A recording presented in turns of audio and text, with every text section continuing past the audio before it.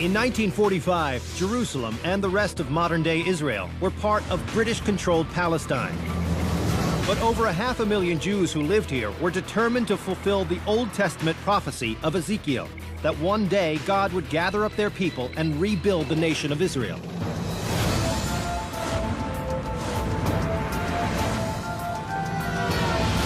This is Kibbutz's Hill in central Israel.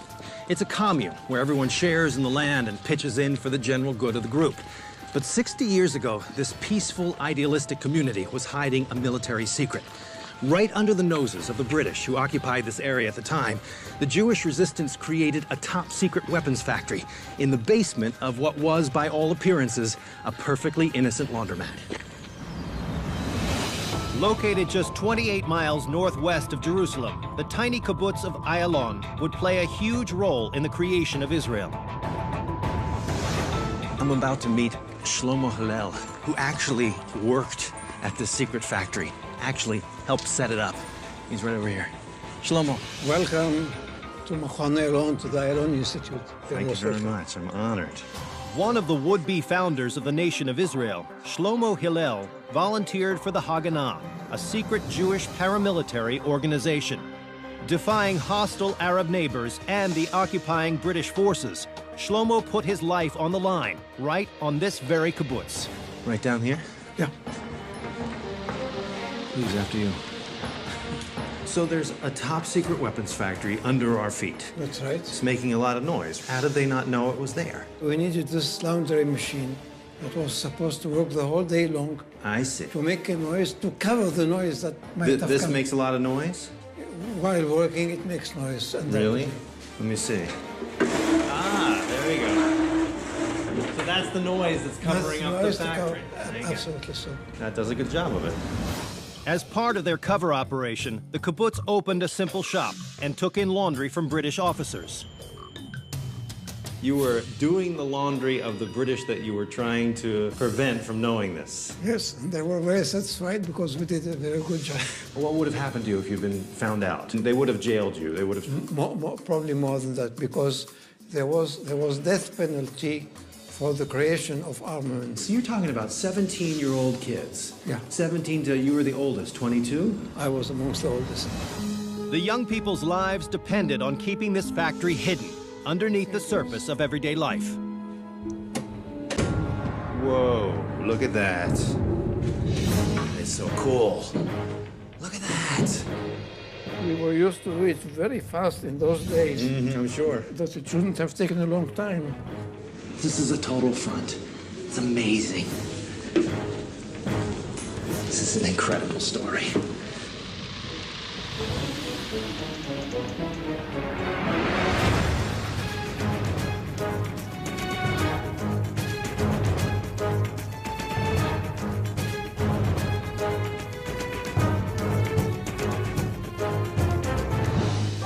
This is incredible. It's about 8 meters below the surface. 8 meters below, so about 20 feet below. This is the space set up just as it was in those days. Exactly. The laundry covered an entry shaft down to the bullet factory 26 feet below. Backing onto the laundry and covering a second entrance to the lower chamber was a bakery. The concrete walls and ceiling of the 1,700 square foot factory were reinforced with iron to support the weight of the buildings above. And what were you making down here? Ammunition. Only one item. That's bullets for the Sten gun. The Sten was a machine gun invented by the British in World War II. It was cheap and easy to mass produce and fired over 500 rounds per minute.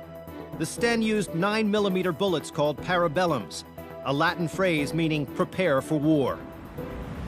Shlomo and the others at the factory manufactured more than 2 million bullets entirely in secret, all in an effort to fulfill the Old Testament prophecy of Ezekiel, to gather up the Jews and build the nation of Israel. Well, this came about in 1945.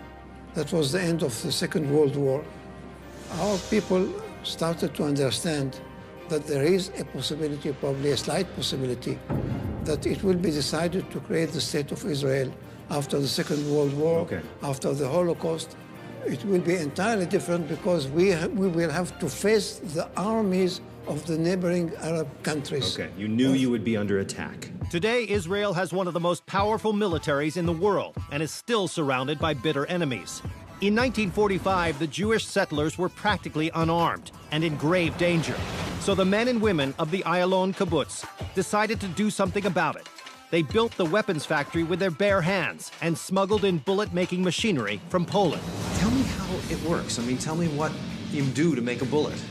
Well, the whole thing is on electricity, and it has done a lot of noise when it was working. Whoa. All right. So this is actually how it worked. Yeah. So these are what came of that raw metal is eventually stretched and punched into a Then you have to cut the size exactly of the bullet.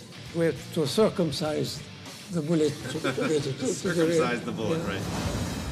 So all along this line of machinery, there are girls and boys, young men, women, That's right. working in a process they never even knew how to do before they end up in a top secret situation. Above ground, there were thousands of British paratroopers stationed nearby, but the greatest danger was inside the factory itself. If anything would have gone wrong here, there was no exit. And walls to keep it in. This could have exploded and killed everyone inside. So because we are dealing here with powder, with dynamite. But the bullets still had to be tested, so just a few feet away from the highly explosive gunpowder, they set up a shooting range. So this is your own shooting range. Every day, the quality of the product is being tested down here. That's right. Right inside your own factory. And to my mind, it was too dangerous. In spite of all the risks, there were no fatal accidents in Eilon, and they were never caught, a testament to the intensely detailed planning of this subterranean operation. They even had a tanning bed to make it appear as if the workers had been outside, not in an underground factory. Unbelievable. Every detail you had to be worried about. The slightest suspicion could have been the end of all of us. You were living a spy movie. Well, this was part of our life. I mean, at that time, we were living because we knew it's our job that has to be done, and we did it. Getting the satisfaction that we are doing something that we knew is important for our survival. Awesome.